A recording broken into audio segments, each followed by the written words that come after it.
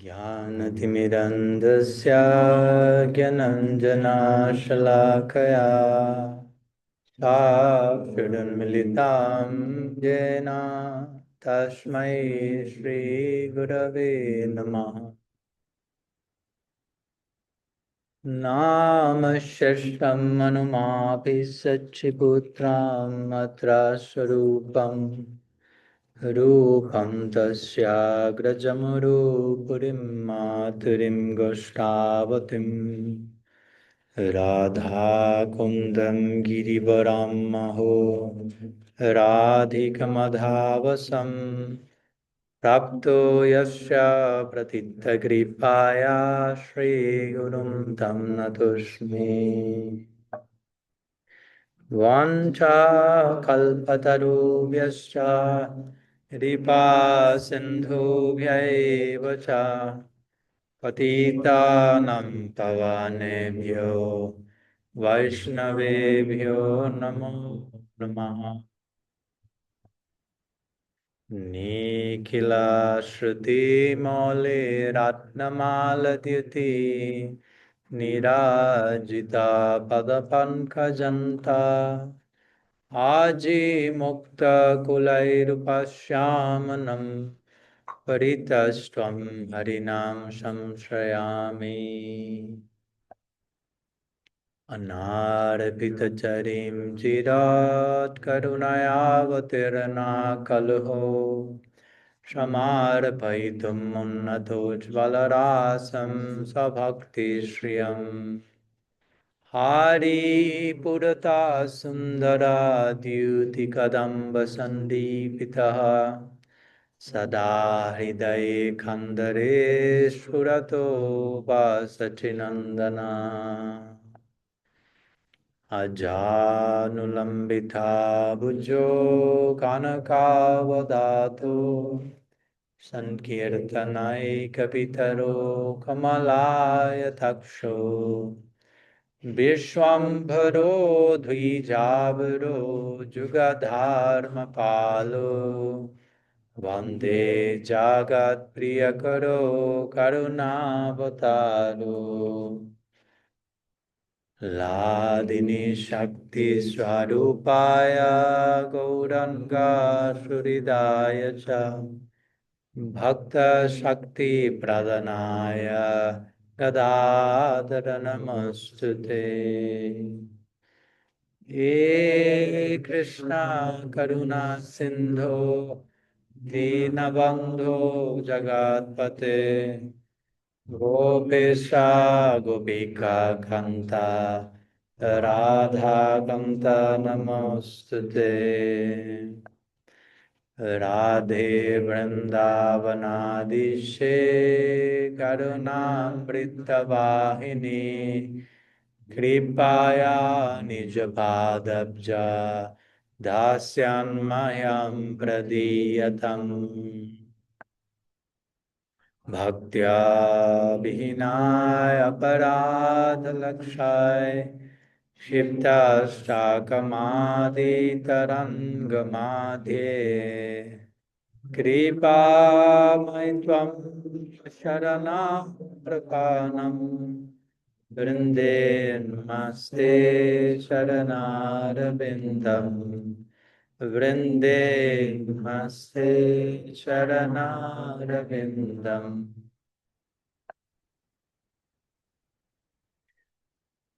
श्री सच्चिनंदन गौर हरि की जय, श्री हरि नाम प्रभु की जय, श्री नवद्वीपम परिक्रम की जय, समवेत भक्त वृंद की जय।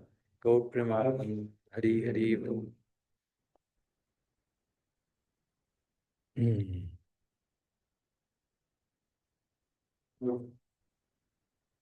So, good evening, welcome. Another day in the life, a day in the life of a pilgrim. So much to take in, so much to process, internalize, transmute, alchemize, so many things, so much content for work. So many ingredients are coming to us on a daily basis to do something about it. So those are the most valuable questions we can ask. What to do with all this festival of ingredients, whole ingredients that are being showered upon. So that's basically why we are meeting. We are having Ishtagosti, questions and answers, because all our questions ideally come from this place. Even when we want to understand a concept, a verse, an idea, is ideally with the purpose of how can best properly honor this shower of mercy coming on my door, coming on my life, right? And that's the best way we can pass our days. As today in the morning, Maharaj was explaining this famous verse from the Chatur Shloki in the Gita. Matchita matgata prana bodhayanta parasparam kathayantascha mam nityam tushyanti cha amanti cha. How the lovers of the sweet absolute basically live their lives in a way that tries to become more and more aligned with the divine wisdom, more and more enmeshed with the beloved, till we get some type of merging. Interestingly, I was thinking when Maharaj was talking today, I didn't want to interrupt, but Jiva Goswami, we have this term sayuja, which means merging, and generally thought of as Brahma sayuja, impersonal merging. But Jiva Goswami in his Priti Sandarbha explains sayuja as prem, it's divine love. Because he says in divine love there is some form of merging between the two, in which there is an awareness of the separateness of the two individuals and the attainment of some unexplainable form of divine communion. Different words for that oneness in love, merging in love. Pranaya, tadatmya, all those words that speak about that. How when we are quite enmeshed into each other, like the other day we were reading a poem by Hafiz. He said, let's play a game and starts like this. And tell two things that are similar but different. Remember the poem? Hafiz, your nose is 10 times bigger than mine. Almost. But let's keep playing until at one point we find so much commonality that even God will have a hard time seeing us apart, so to say, right? So that's the life of a devotee, actually. It's not the life of formal institutional subscription, but it's a life of passionate yearning for oneness, or the oneness we are after. Everyone is after some form of oneness. So Ishtagosti is basically that, Q&A, questions and answers, question explorations, as we like to say. It's basically how can I upgrade my approach to the mystery, my proximity to the merging, to the melting. We are in the melting pot of sadhana, the melting pot of community, the melting pot of sangha. It's a melting pot. Something needs to be melted. Something needs to be melted. And we are melting every day, one way or another. So that's it. Any questions? Any melting inquiries? Some curiosity you may have about how to melt in the most dignifying possible way. Dignifying melting.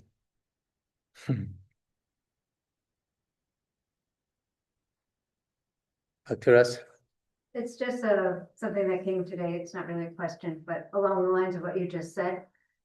During Maharaj's class, when he was talking about the merging, I was thinking how codependency is kind of like the toxic form of that sayuja. Not necessarily, not the love that we think, but the merging, and codependency is the toxic form of that. Yes. Oh.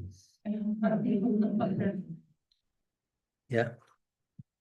Codependency is a toxic version of sayuja. Sayuja in Sanskrit means like merging. So self-forgetfulness, but not in divine love.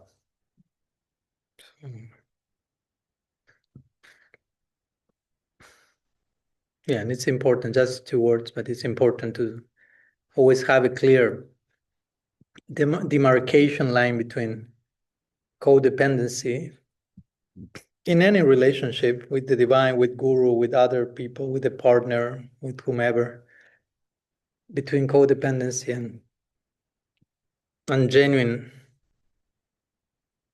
voluntary offering of my life for the pleasure of the beloved. Right? Not trying to objectify the other and make the other person a puzzle piece to complete my existential whole, so to say. Whole with it starting with H, right? Which is what generally goes as love in the love market. Right? I love you basically many times means have this huge existential whole, and you seem to have the exact size of it. So let's try to make it fit in. So if I am approaching a relationship from a place of emptiness, and I'm projecting all my expectations and hope of you fulfilling my emptiness, and even if I dedicate myself to that person just so you fulfill my emptiness, that's not love, basically. I'm sorry if those are hard news. But in the context of learning to love, as Eric Fromm will nicely put in the beginning of his book, The Art of Loving, in the context of learning to love, we need to unlearn love, unlearn what love is not. Many times it all begins with what Christianity calls via negativa, right? Starting saying what something is not and thus deconstructing false values. Because if I'm pursuing something on the basis of false values about that something, then my pursuance will be one headache after another. So I have to have a clear conceptual orientation about what's the actual thing it's worthy of my pursuit, and then pursue it accurately. But first have an accurate notion of it. As we always say, if we have a wrong idea of God, love, ourself, matter, whatever, no matter how you pursue it, you've started adding the numbers by adding the first 2 numbers wrongly. So the end result will always be wrong. So love is not codependency. Love has to stem from a voluntary, celebratory willingness to participate, to offer, to give, because I am aware of how much has been given already. Right? So there's a celebratory spirit in my loving, in my giving. It's not so much about looking to be loved, but realizing how loved we are and being willing to return the embrace. Because when we don't know we are loved, then we look for love, but without realizing we are already loved. So we are looking for love without realizing we are being loved, and probably we are not thinking much about loving, but being loved.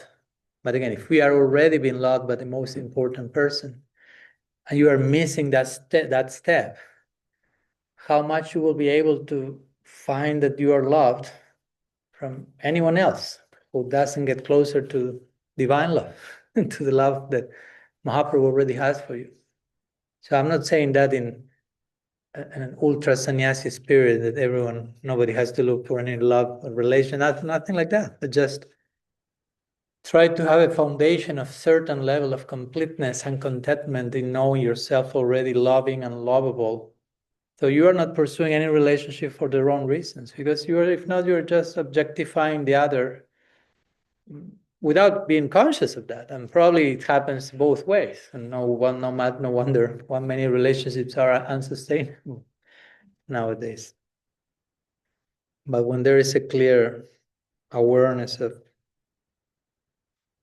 how loved we are, we all are, then we get together to celebrate that fact, rather than coming out from a place of poor emptiness and trying you to fulfill all my emptiness. That's a huge expectation, right? Like if I come in a relationship, I totally empty, but I hope you will make me absolutely fulfilled. No pressure. It's like, oof. And the problem is that the other person is expecting the other one to do that work. So it's like, okay.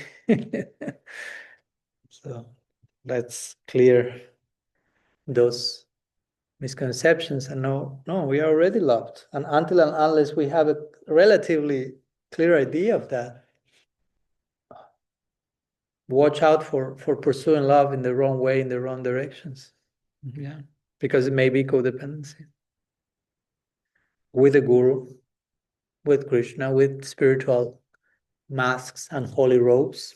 You can have the finest form of codependency, robed in religious masks, of course. That happens all the time.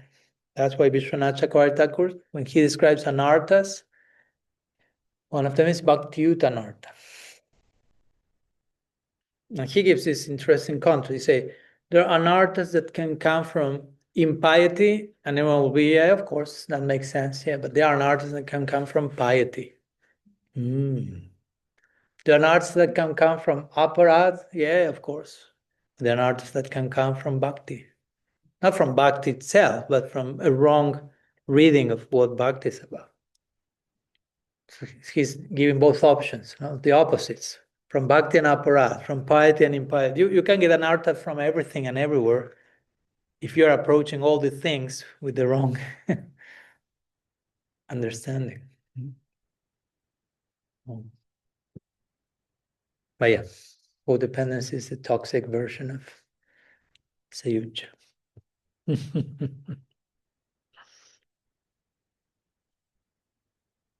Rajendra and then Maivan. Yeah. One was in Dhameshwar Mahaprabhu temple, Maharaji was talking about separation from Krishna. And he described how Vishnu Priya was only taking so much of rice, the number of rounds he chanted.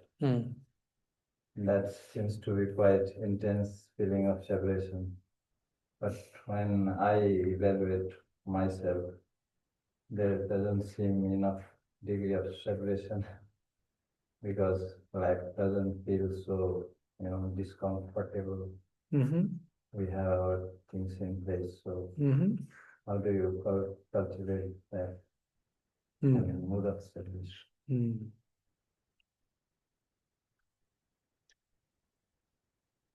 Of course, the idea is not to do something forcefully in a neurotic way, like I should be feeling separation and I'm not feeling, and you try like to push too much to, and we may misread separation about feeling bad, right? Because all the things can happen, right?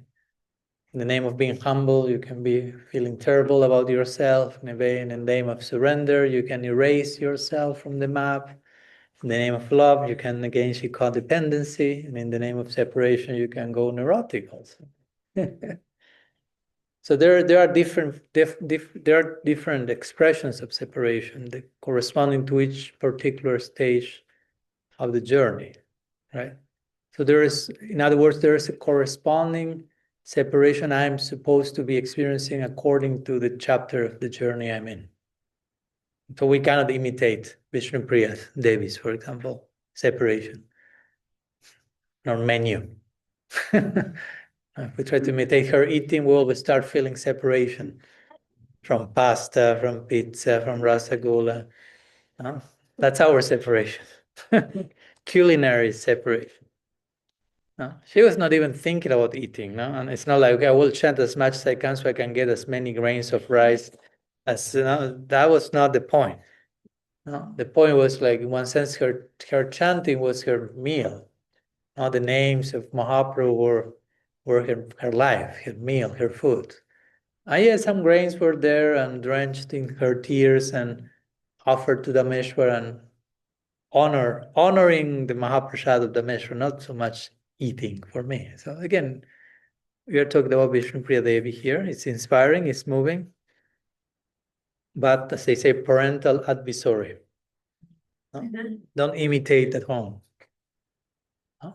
Be inspired with it, hopefully to the point of some type of tears. They may not be the tears that Vishnupriya Devi was, no? How do you say? Shedding. But it may be our own tears in connection to the experience of her tears. Like when we see something very moving, we are close to some great personality. To give an example, in that personality, we clearly know, oh, he or she are feeling something. And that moves me. But probably it's not moving me in the same way the person is being moved, but I'm moved in the way that I'm supposed to be moved by proximity to their experience. So in the same with Vishnupriya Devi, we hear about her life, her story, her separation, her dignifying sacrifice with universal compassion for the sake of for each one of us. It's all beautiful. But then the question comes how I am called to embody those things myself in my own daily life without imitating Vishnupriya in a toxic way. So separation is one of those. Okay, what's the separation I'm supposed to feel? Or what type of lamentation am I supposed to express in relation to separation? And again, I cannot tell you, for you, this is the prescription, because I don't know. But in many ways, as we were quoting the other day, this poem by, I think, this is not from Rumi, I think from Hafiz is from Rumi, but he will say this thing, right? Like we mentioned, oh dear soul, such a long journey, sit down, I'll cook for you, be comfortable, rest, because you have been engaged in the most exhausting work of all, which is separateness from God. So our separation is more separateness. It's not the same. In one sense, nobody is separated from God. Right? Nothing exists in separation, right? Sambandha means everything is interconnected. That's a point to make. So if everything is connected with God, where's this idea of separation coming from? And Maharaj also made that point many times, that actually in separation, there is no separation. It looks like separation. There's a deeper union, right? So, but again, in the beginning, many of us, in theory, know, okay, nothing exists disconnected from the divine, but still we have so much currency invested in the idea that we are our own man, our own woman, our own person. And we live life in separateness mode. So we should learn to cry about it. Again, without neurosis, without depression, but acknowledging I'm trying to live an impossible life. That's not maybe the type of divine separation of Vishnupriya Devi. That's a sense of separateness coming from dualistic mind affected by illusion.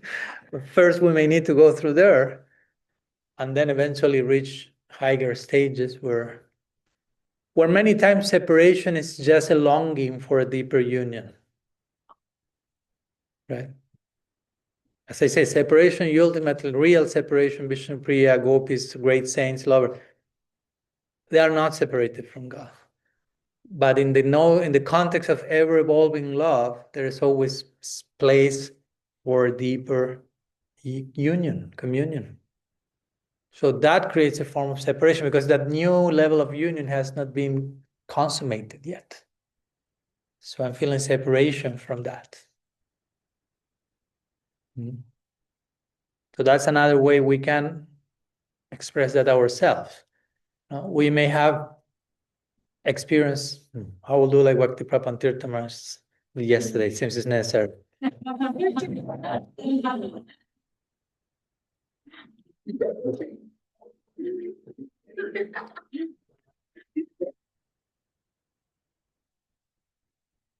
Go, Daddy. That could be another fitting way of expressing separation, which is we have all experienced the divine in certain way, in a certain degree, but somehow that version of the divine is no longer enough, became obsolete for us. For others, maybe a version yet to discover. But for us, we are already ready for a new version. But I'm not there yet. So I can express separation. I can express some longing, some yearning for upgrading my relationship with the sweet absolute. Separation is a type of longing. Again, and in that sense, there is union. That's why today we were at Srila Siddhar Maharaj's Samadhi Mandir, which is called the Temple of Union in Separation. He will emphasize over and over again this idea: union in separation, union in separation. It sounds paradoxical. Again, for us, union is one thing, separation is another. But yeah, there is a type of union in separation.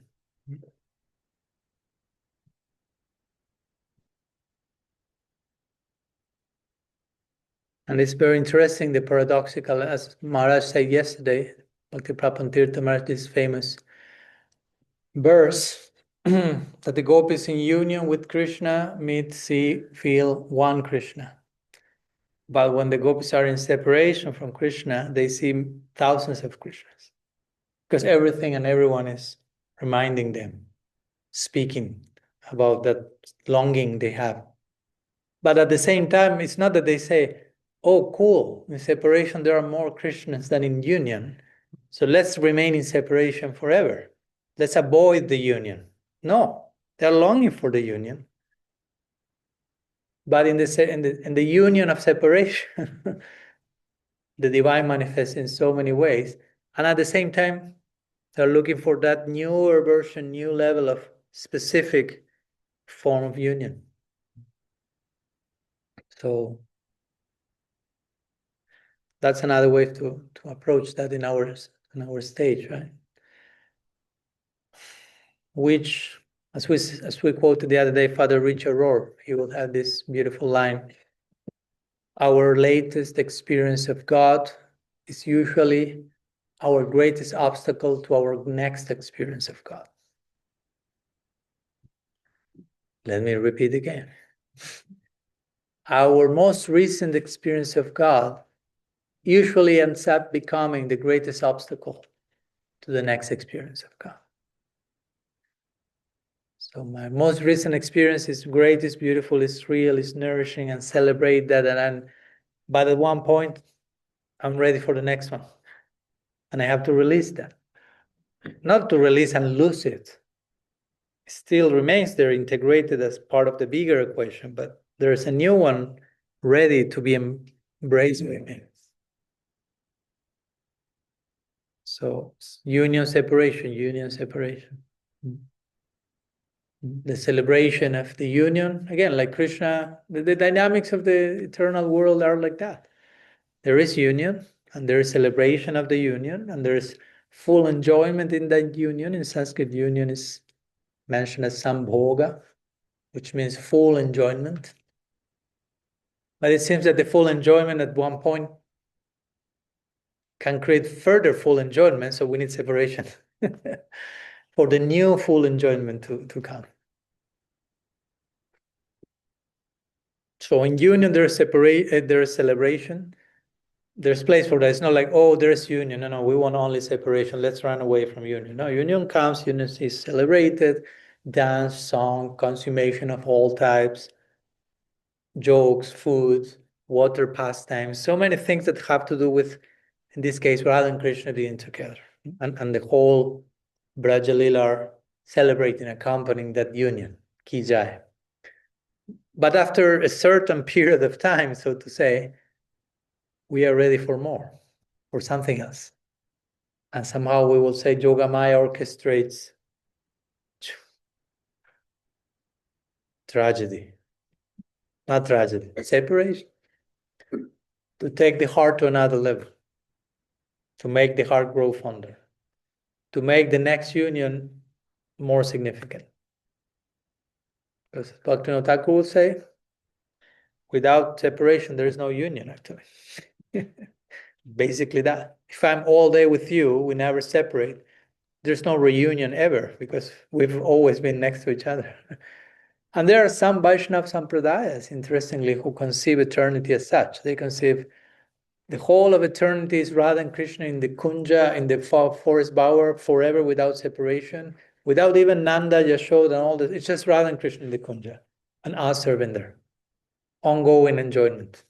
There is place for that in eternity, but for us, our cup of tea involves another set of dynamics also. Separation is required.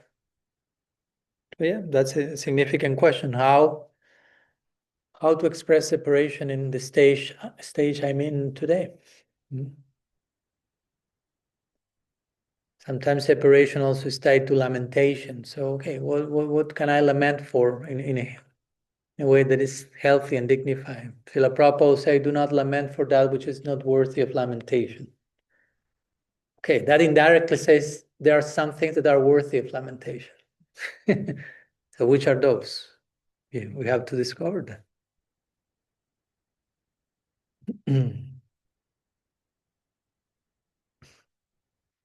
Like Mahaprabhu, right? Second verse of Shikshastakam we were quoting yesterday.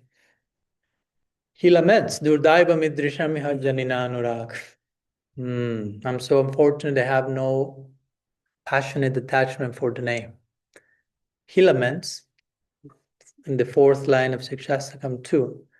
But the first three lines he shows profound appreciation and gratitude. So it's not a lamentation that is dark depression with nothing good in the picture. It's so much goodness and giftness and matchless stuff. And then comes in that context, the lamentation or the separation, if you want to call it that way. So it's contextualized lamentation, not decontextualized. It's in the context of seeing and appreciating something positive, starting always with the yes, with the om, then comes the nose, so to say. Again, Mahaprabhu said, Na prema gandosti darape meharu. In me, there is not even the aroma of divine love. That's a form of lamentation. But what's the fruit of that lamentation? He attains newer levels of love. So you can judge the fruit by the tree by its fruit. Now, if your lamentation is making you grow and expand, okay, there's place for that. So again, that's another question. How do I lament? How do I experience separation in a way that makes me grow? Not in a way that makes me smaller.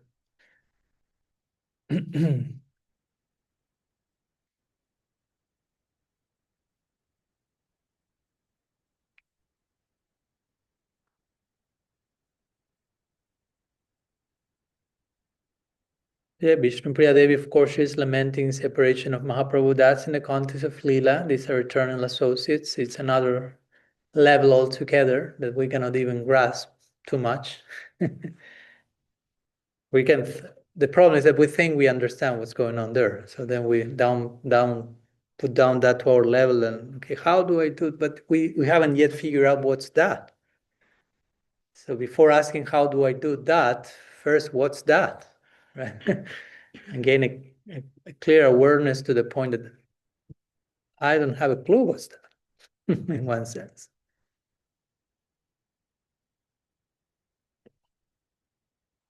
But ultimately, yeah, it's something that makes her heart grow fonder. So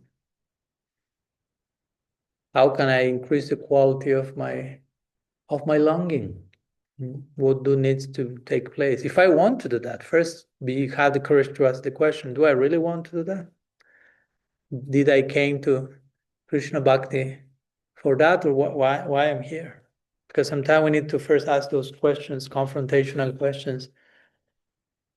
And maybe the answer may not be, I came to Krishna-bhakti for selfless self-forgetfulness in love, divine, passionate attachment to the divine for the sake of the pleasure of the sweet absolute. Maybe that's not the actual intention yet.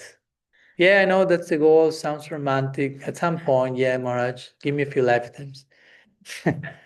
But still, I have this agenda. Okay, but be honest about it first. Then we can talk about longing and separation. But first, we have to be fully transparent about, what do we have in our pockets, in our agenda, all that. Even if I say I'm not so sure if I know what's there. Okay, let's take time and courage to explore what lies beyond the obvious. And let's have the courage to tolerate what comes as a reply to that. In the context of Krishna loves you unconditionally. Again, bring the positive to tolerate whatever may come, which doesn't look like that positive. Because again, it's an excavation project. Chetu Darpana Marjana. So some dirt may come. We are not that, but we have lived too close to that dirt for time immemorial, so we are quite enmeshed. Our sense of identity is quite enmeshed with that, so we think we are the dirt. So that's we need to have this strong discipline of this identifying us from that, and identifying us with how Krishna is seeing us, not as dirt, precisely. And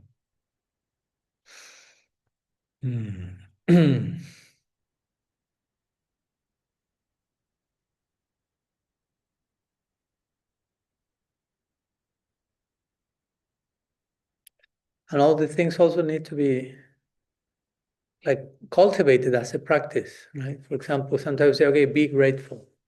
Sometimes you have to consciously make an effort to be grateful.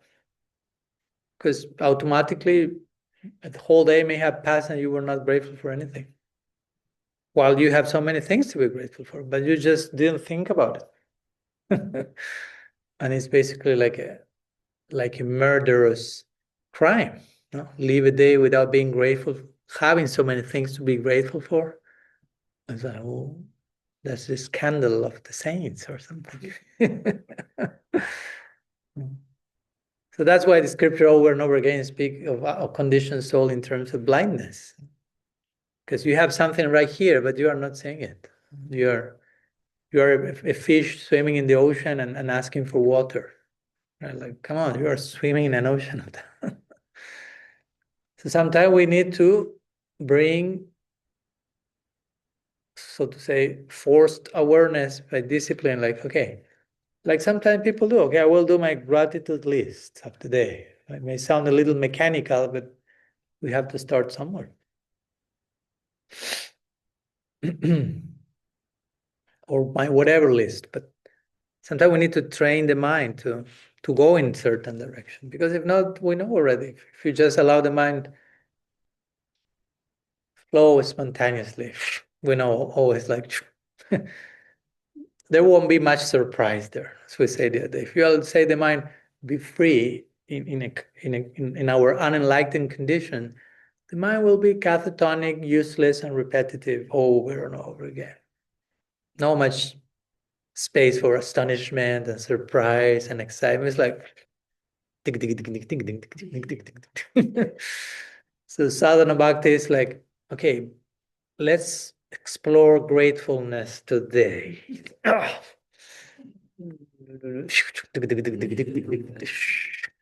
Gratefulness today, I say. With love. Have to make our mind our friend, as Krishna says in the Gita. So again, all these are preliminary considerations before we talked about what's the type of separation I'm supposed to embrace, especially in connection to higher levels of divine longing.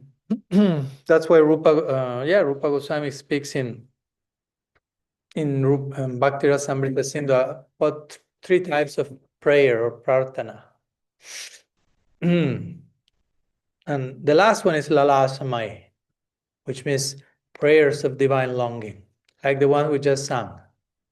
Narottam Das Thakur saying, Gauranga bolitya vipulaka sharira Hari Hari Hari Hari bole. Hari Hari bole. Tena jane bhavanir. Now, when I will cry, Gauranga, from my eyes, tears will. It's like longing for a certain emotion, very ecstatic feeling, very intense. That's the highest types of prayer. I mean, it's not just, okay, let's compose a cool song so I convince the community that I'm very advanced. They are really feeling that, and then that overflows them and ends up being written on a page and becomes a song. But before that, Rupa Goswami says Sampranart Tatmika and Dainyat Bodhika, prayers of humility, prayers of petition, prayers of healthy lamentation, all the things we were talking before, divine longing and all this stuff.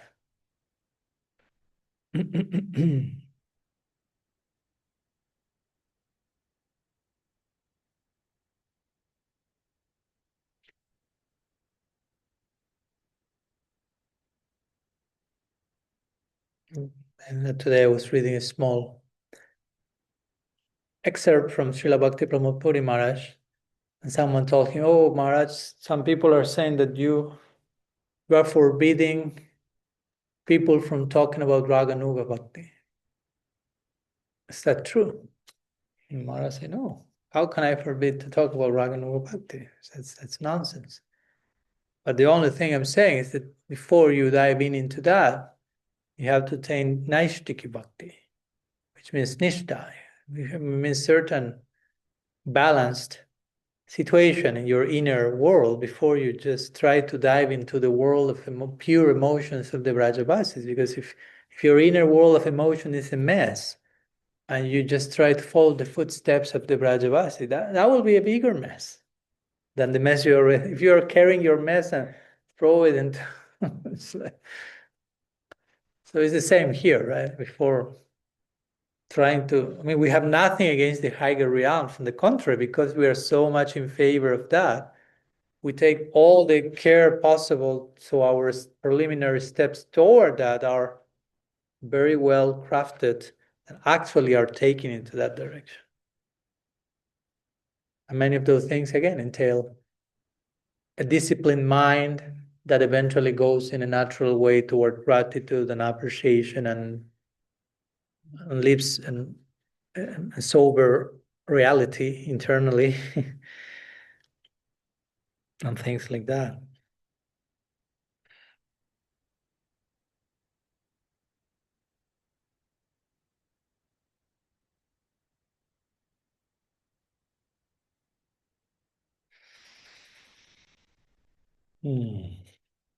It's never enough to emphasize this idea of becoming human beings also, not only pursuing transcendence. Because Raganuga Bhakti is about entering Krishna Lila. Krishna Lila is fully human. So for the sake of my Raganuga project, I want to be a fully integrated human being.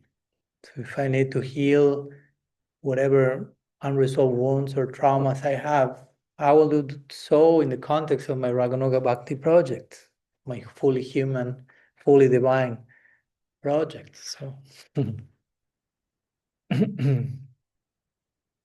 and then we can talk about separation. Again, Mahaprabhu talks about separation in Sikshastakam, verse 7. Verse 7, not verse 1, verse 2, verse 3. He says another thing that we talked yesterday. And all starts with Cheto, subconscious. What's going on in the shed? Shed? Huh? Go under to open the shed. Oh no, I don't want to open the shed. And you, I'm not talking to you, but in general, and you want the separation of Vishnu, open the shed. No. I want the separation of Vishnu Priya. Open the shed. Holy shed. Open it. I'm terrified. I don't know what's there. I lost the key of the room. I haven't opened that door for millennia. It seems that it has a life of its own, the shed of the unconscious. Open it. There's a dragon there. You have to confront the dragon. When you look to the dragon in the eye, the dragon will disappear. But first you have to dare to look to the dragon in the eye. So if we are terrified about opening the shed, we think we want something else, but we will be even more terrified about all that if we actually knew what that is and what's the actual price to pay for all those things. So that's why it's important to have a sober idea, real idea of what's the actual things we are after or we are presented with in our tradition.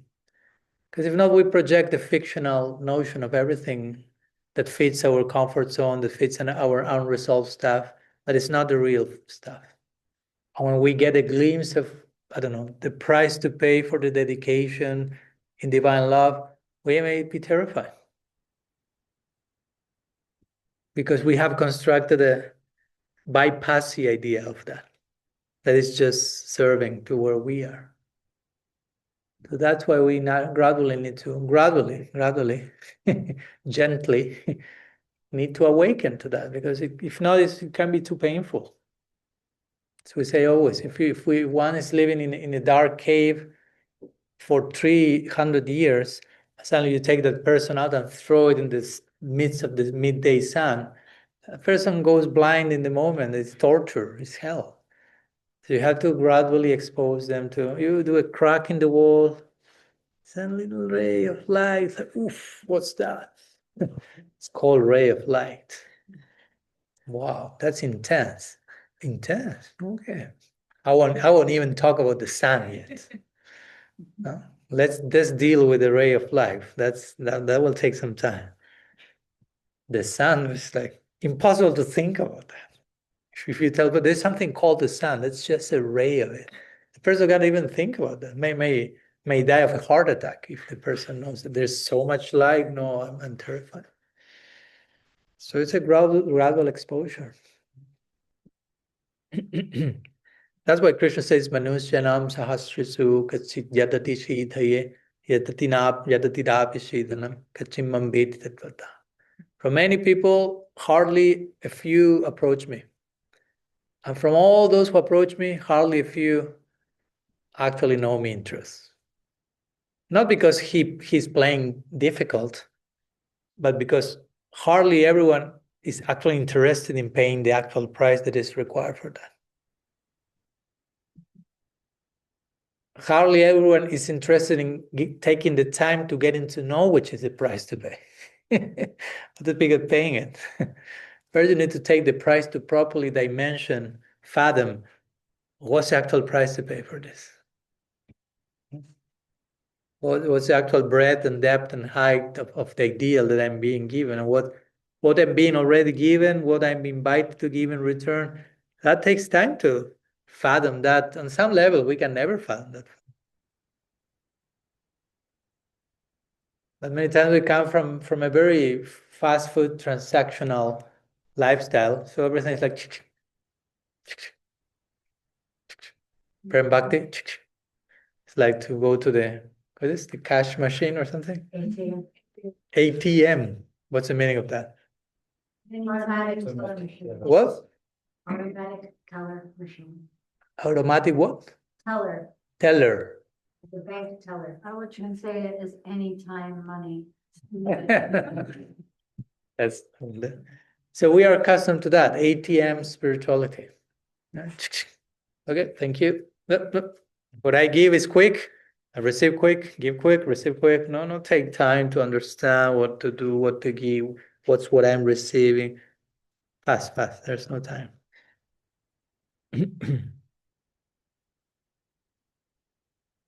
So yeah, I know it's all, many of these things we're talking may sound a little counterintuitive to the way we tend to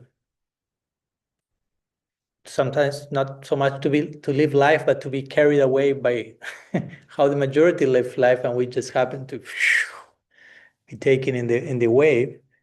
And that's why it takes a very a strong determination to stand in our 2 feet and in our ideas. That's why sadhu sangha is so important, because without proper circle of friends, brothers and sisters, community, village, you name it, it's so easy to just become one more straw carried in the ocean.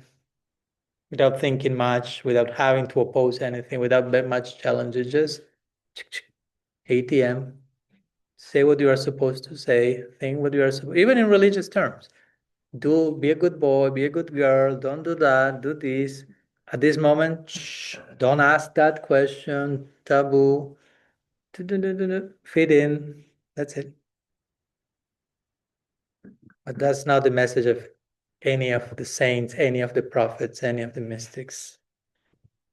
They bring holy disruption to everyone's life.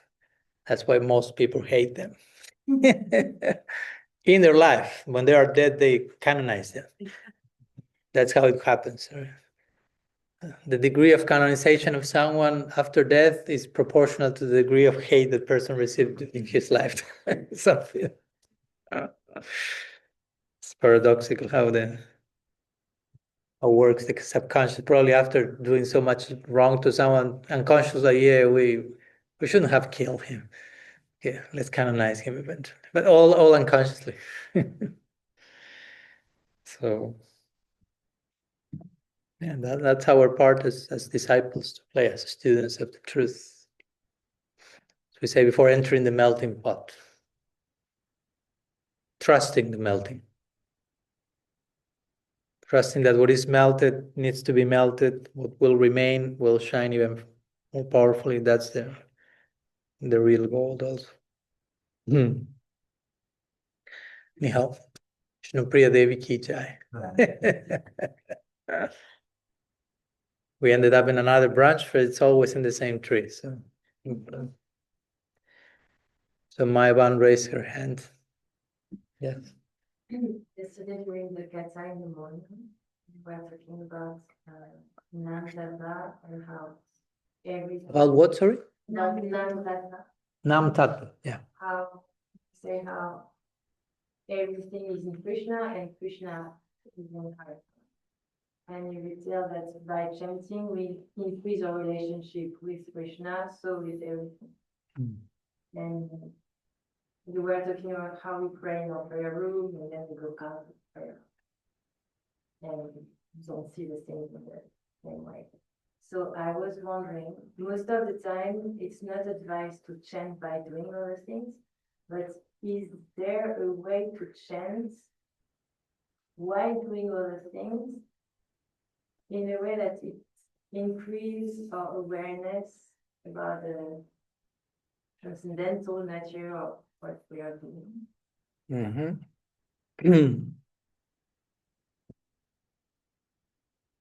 I can say yes, and that could be the end of my answer, but maybe you expect a little bit more, so we'll say a little bit more. But yeah, to begin with, as you properly mentioned, it's not that I say, but our tradition says, makes great emphasis on the name. There's a very complicated word, one of those that you want to use when you want to get away from a conversation, onomatodoxy. So onomatodoxy means a doctrine in which revolves around the name of God being non-different from God. All that, onomatodoxy. So yeah, for us, the name and the named are identical, or we will even argue if we want, because we like always to find difference about two things. If you say this and then, no, but there has to be a difference. Okay, then there is a difference. The name is more merciful than the named. Or is the highest, Rupa Goswami makes that point in his Namastakam. If you love making difference about stuff, okay, between name and named, the name is the most generous extension of the named. Even for Krishna, not only for us. This famous Leela where Krishna is sitting at the feet of Radha.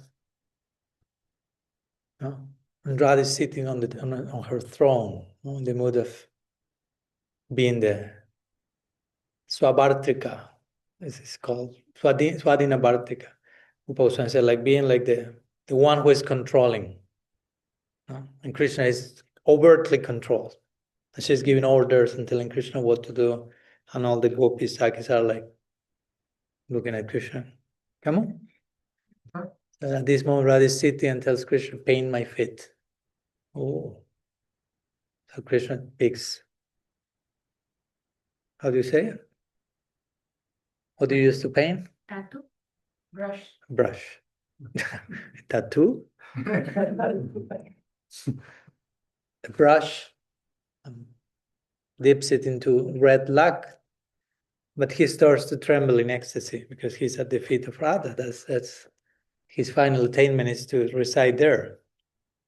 So he wants to draw something, and it's like, so he starts to make a mess in the design. So Radha starts to criticize Krishna. What are you doing? Of course, she's charmed. She knows from which place the mess is coming. No? So it's a beautiful mess, right? Like when Krishna plays the flute and the gopis put all the makeup in the wrong place. No? So they appear to Krishna a mess. But Krishna knows from which place that this holy disorder is coming. So he's even more charmed that if they will have the eyeliner in the eyes, the earrings in the ears, the ankle bells in the ankles. Now the ankle bells are the earrings are the two nails, whatever, right? Eyeliner like the lipstick. And Krishna like, interesting. So in this case, Krishna is the one doing the mess, but Radha understands from where it's coming. So he tells the gopis that the Sakis Manjars, just with a mere gesture, silent glance, all instructions are contained there, and they can read that, like, help him. You know, he's finding it's too much for him. So in that moment, because Krishna doesn't want to give up that easily, then this is the fulfillment of his life. So he reminds something. He reminds, in the midst of Leela, he reminds Siddhanta. Usually that doesn't happen, right? Krishna's in the midst. Leela is kind of the culmination of all Siddhanta. Now, all philosophy takes to divine play. But sometimes Siddhanta comes into the picture to enhance the Leela. That's the only use of Siddhanta in the Leela. If not, don't bring Siddhanta to the Leela, that will be Rasabhasa or something. So Krishna remembers, oh, the scriptures say that my name and I are non-different. And I'm contemplating the feet of Sri Radha, and I would like to reside eternally at her feet. Like merge, as we were talking before, merge into those two holy feet and stay there forever. But somehow I cannot do that. Union and separation. But I heard that my name is not different from me. So in the form of my name, I can stay at her feet constantly. So he gathers courage, takes the brush again with the red lac, starts to write. Sri Radha is like curious, like, what's Krishna doing? And she says that he's writing his own name. Again, it's not like he's narcissistic, right? No, the feet of my beloved, I put my name. Look at, but from this background, oh, I'm not different from my name, so in the form of my name. And so then Krishna says his name at the feet of Radha and starts to cry. Next, he says, like, oh, my name is more fortunate than I. Regarding the point I just made, between the name and the name is higher. Krishna agrees with that. Krishna himself will be the first to say, yes, my name is more fortunate. Look, it's better. Nam Shristam Manumapi Satchiputra. So that's Nam Shristam, the highest conception of the name. So by the name, everything comes. Nam, Rupa, Guna, Lila. That's the teaching. We have to develop gradually firm faith and proper approach to the name, so we can understand how from that quote-unquote tiny sound, Rupa will say, Krishna Varnandvai, Krishneti Varnandvai, from those two syllables, everything sprouts, blooms. Mm-hmm. Like we were talking in UK, Manjuali was there. We were talking with Patrick Woodhouse. Woodhouse? Yeah. Christian author and newly discovered brother on the journey. We were talking about the name with him. At one point, he made a very interesting point that I never made. It's obvious, but those things that, how could I never thought about that? No, because we were saying, in our tradition, unorthodoxy, and from the name comes everything else revealed, the form, the qualities of God, His realm. In Christian language, we may say the kingdom of God. And he said, yeah. Father, I don't know how you say it in English. I know it in Spanish. Padre nuestro que estás en los cielos, santificado sea tu. Father who resides in heaven, hallowed be thy name. May your kingdom come. So he said, first comes the name, then comes the kingdom.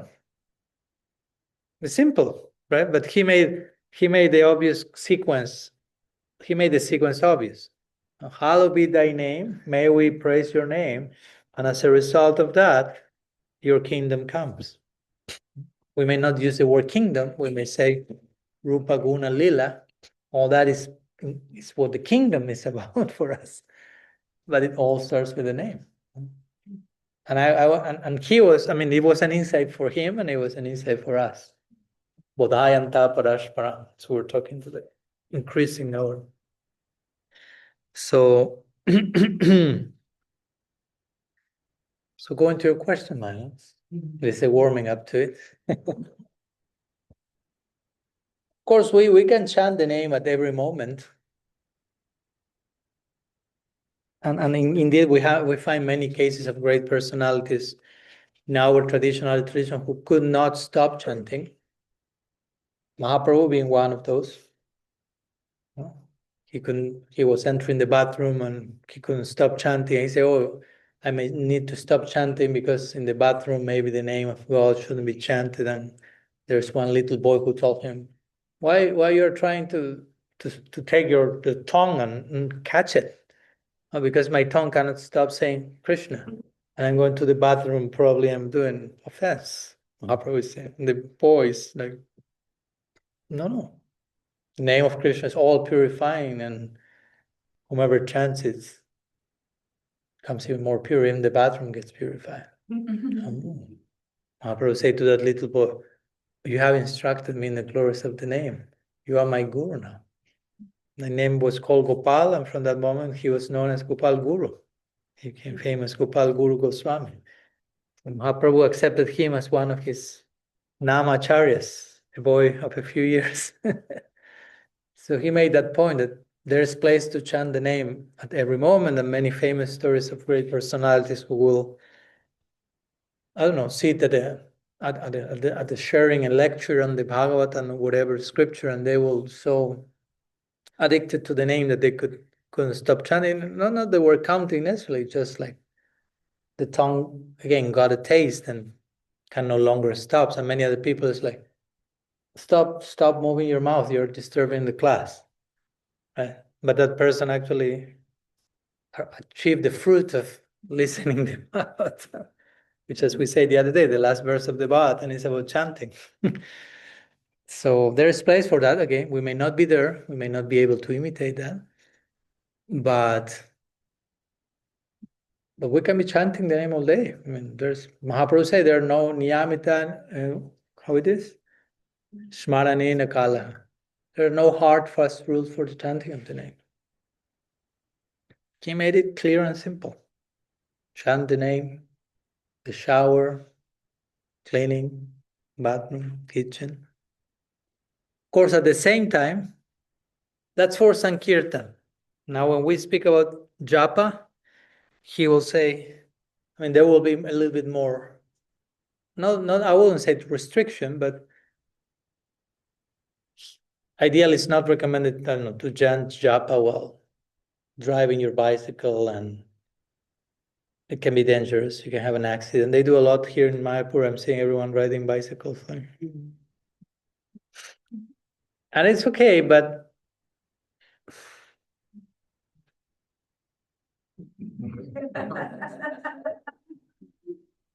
probably they want just to finish their 16. So I have to fill in, check in the boxes. I have a 20-minute bicycle ride. let's get 3 rounds in. And that's not the idea of the chanting. So maybe we can chant with the rosary in a more meditative mood, and then the rest of the day you can be chanting in the bicycle, but not necessarily counting, but you can be chanting in a way that is also in a way that is engaging for you. You have to pay attention. Is it working, or is just me checking in the boxes and having the numbers in, or is really creating some transformation? And of course, one more thing will be that it's not that, okay, in any given situation, I have to chant the name to purify the situation, like a type of formulaic thing. Okay, I'm having this, to give, of course, it's an obvious example. Let's say you're having a discussion with your beloved husband, Hridaya Chaitanya Prabhu. Hi, Hridaya. It happens, right? If you tell me no, I know you're lying to me. Because reality happens, right? Relationships happen. So, I'm having a discussion with my husband. Let's bring auspiciousness to this moment. And Hridaya needs you to tell him something. You start like, Hare Krishna, Krishna Krishna. I'm purifying our relationship and the moment and spiritualizing our conflict here. It's like, no, it's not the moment of chanting. We have to say other things. We may not have to say anything. We may need to learn to listen. So my point is, it's not that just bring the name in whatever situation and purify the whole thing. Sometimes that's not. Sometimes we may use the name for that in a wrong way, and we may need just to stop, be in silence, listen, think, feel, and eventually the name will come. But sometimes we may, if we bring the name in an improper way, the name may get in the way. Not the name, that's not the name. That's a set of words that I put together that get in the way. Bhaktivinoda Thakur make that point very clearly. Say, Namaskar, Namakshar, Namihai, Namar Bahirhai. He say, one thing is the name, but sometimes you can just have a set of words put together. Krishna. That's not necessarily the Nam. Nam are not the letters. Nam is a certain way of invoking the name of God. And with certain criteria, with certain intention, in certain moment. If not, that's just a set of letters that happen to coincide with how Nam is written. Bhakti Prabhupada Tirtha Maharaj said that yesterday. Atha Shri Krishna Namadi Nababet Grahyam Indriya. The name of Krishna plus Adi means etc., means Nam Rupa Guna, Nababet Grahyam Indriya. It cannot be grasped through any of our senses. It's not that I say Krishna, it's like, okay, that's the name of Krishna. No?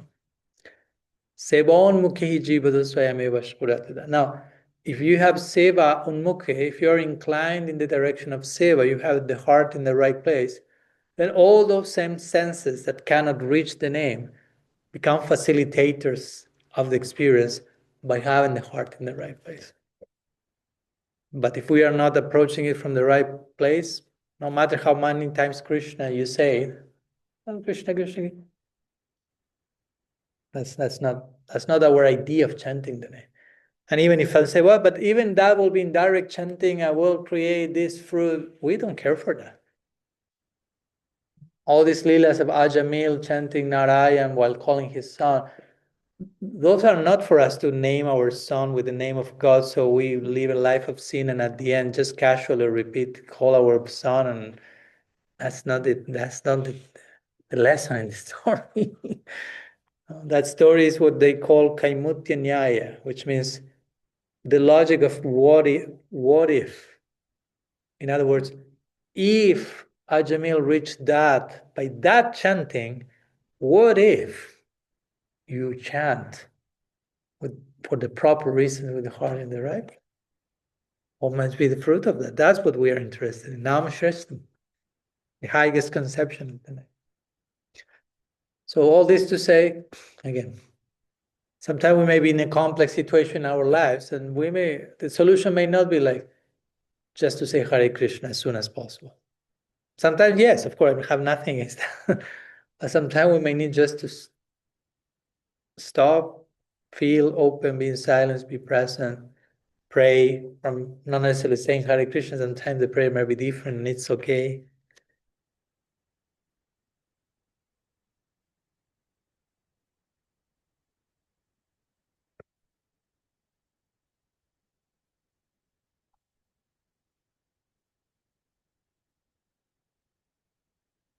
What do you think, Mayban?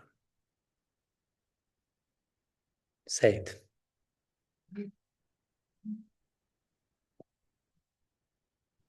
Wait, Mm-hmm.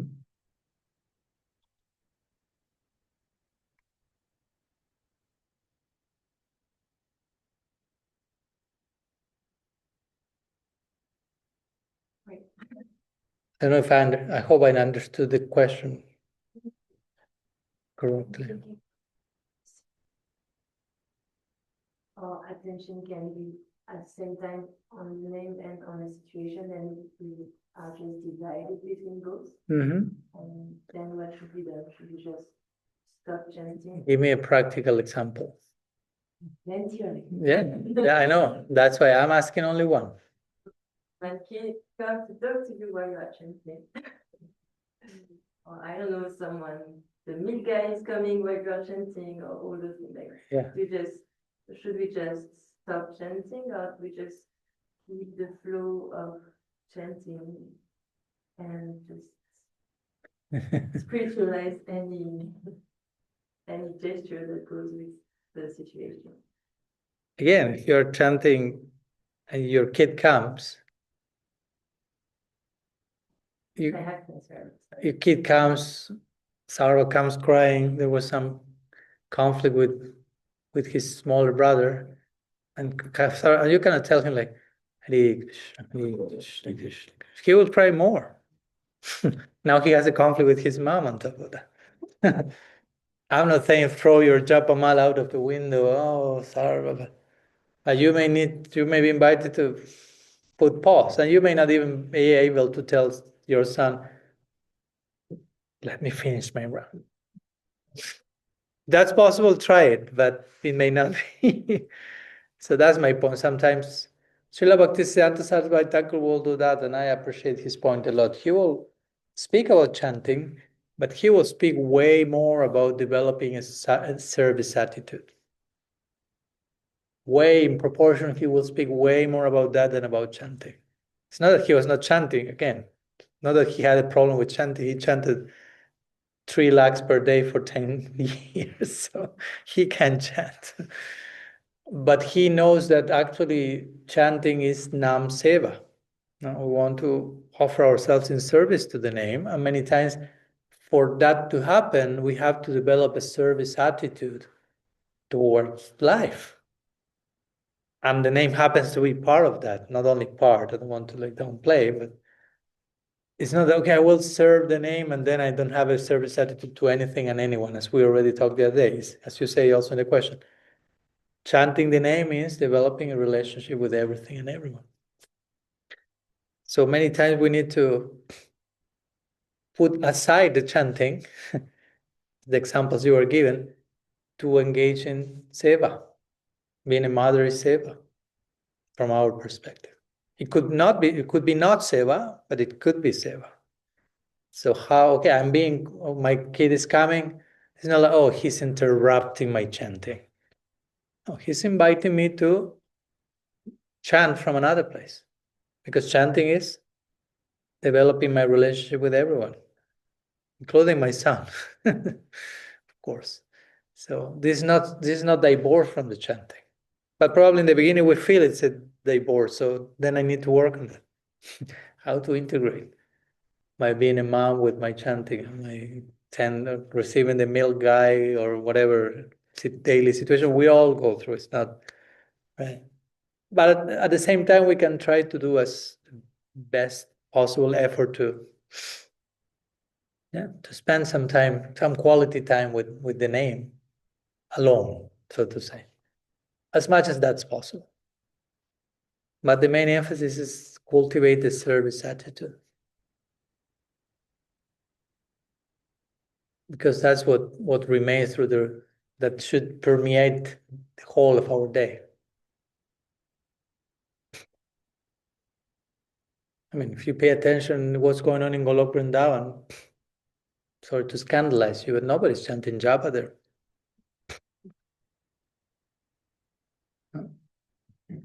They are too busy engaged in service. Stay with that for a moment.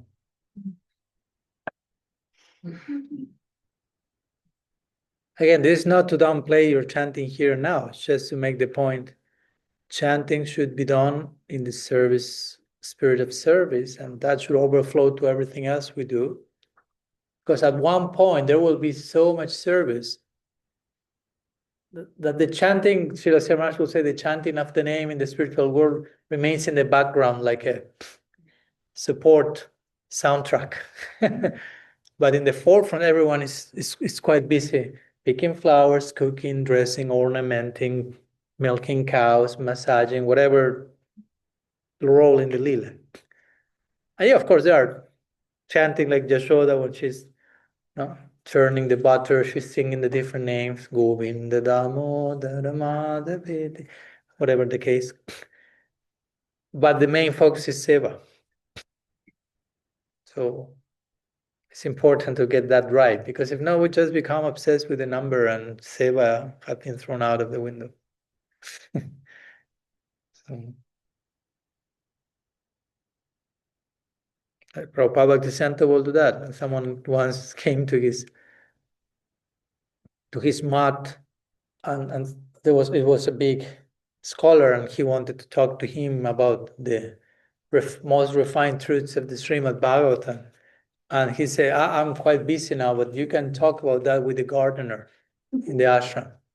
This person became like almost offended, like shocked. I'm such a pandit, and you're sending me to talk to the gardener. He said, yeah. He has a very deep service attitude. He may not be seen studying scripture or chanting this astronomical number of rounds, but he's so one-pointedly dedicated to his gardening, with such a heart in the proper place. That person knows the essence of Shastra way better than any pandit. So he was trying to make a point there. So we do not become enamored by whether it is knowledge or performance or numbers or quantity or formality. At the end of the day, it all boils down to where is your service attitude. That's where you will. That will carry you to your next destination, basically.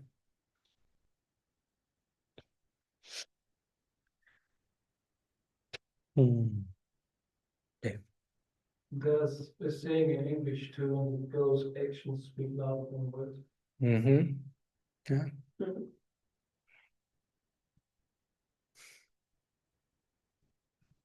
Yeah, that's Mahaprabhu's style of, as we talk this day, of teaching, right?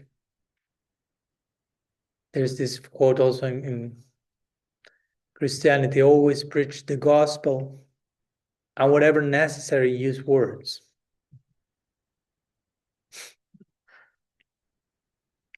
Which means most of the time, you don't need words. You just need action. And action doesn't mean becoming human doing, right? It's just like walk your talk.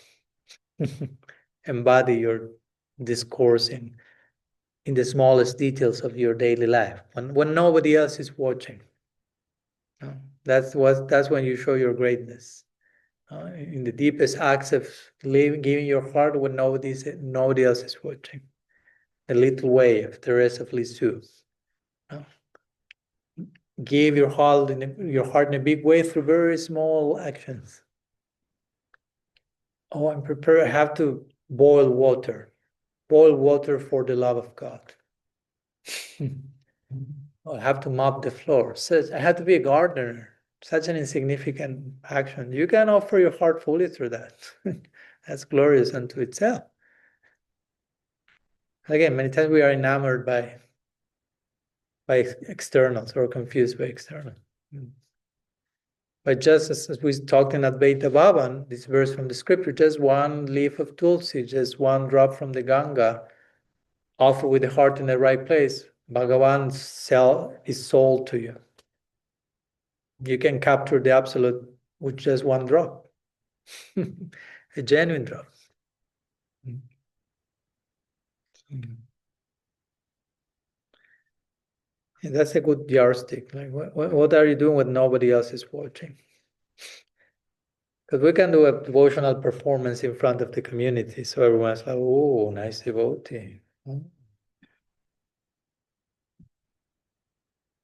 But when nobody else is watching, who I am, where I am, and nobody else is watching, Krishna is always there. When I don't need to impress anyone. Now, hopefully we don't think we need to impress Krishna.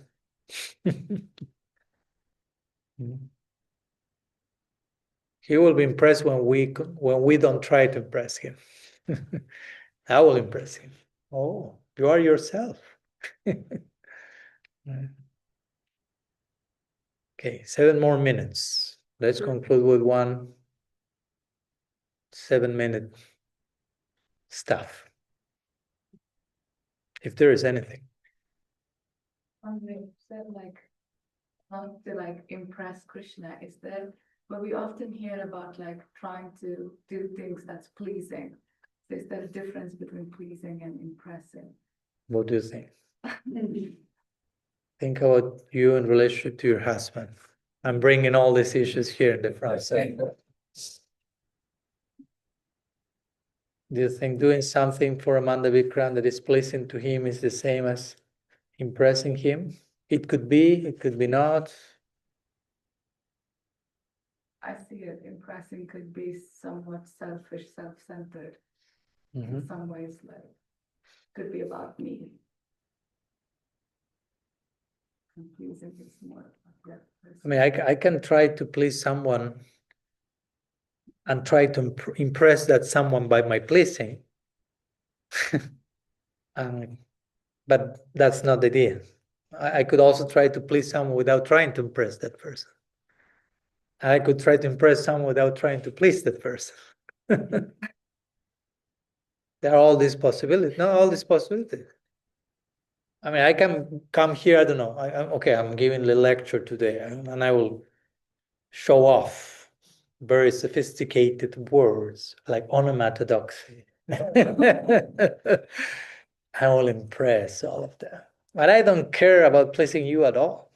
Just I want to impress you, which is more about self-aggrandizement, which actually speaks beyond all that about how insecure I feel about myself.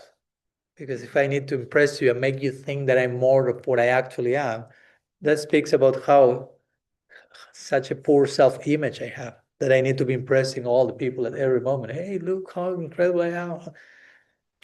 It's like, I know, we already know you're incredible. Everyone is incredible. Krishna says that in the Gita. Okay. So yeah, trying to please someone, again, can be used, the pleasing the other as codependency, as we started talking today. It's a toxic version of Sayuja. It's a way of trying to impress, but ideally that's not the agenda. Right?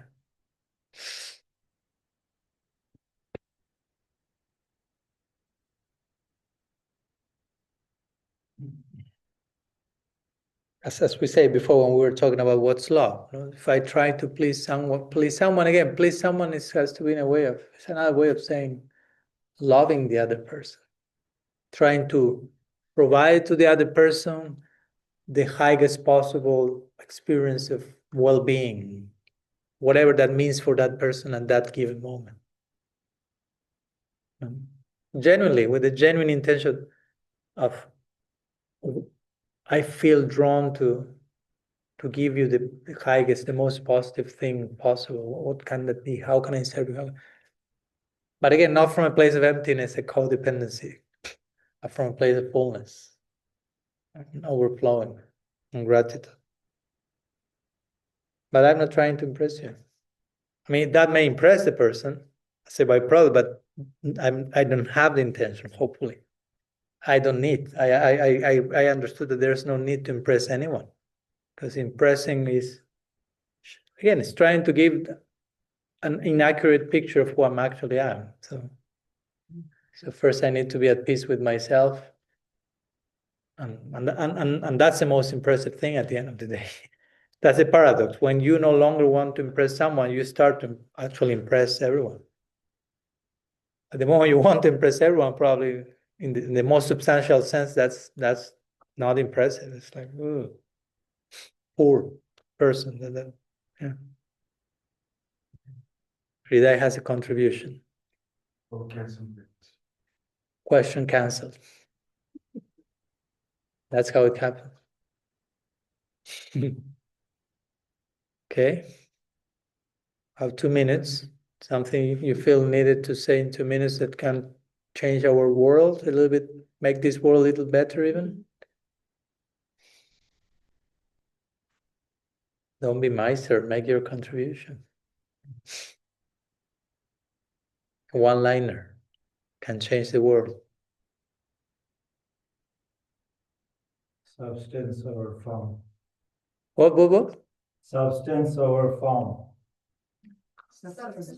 Substance over form. Being focused on the substance of the practice than external form. Mm-hmm. Yeah.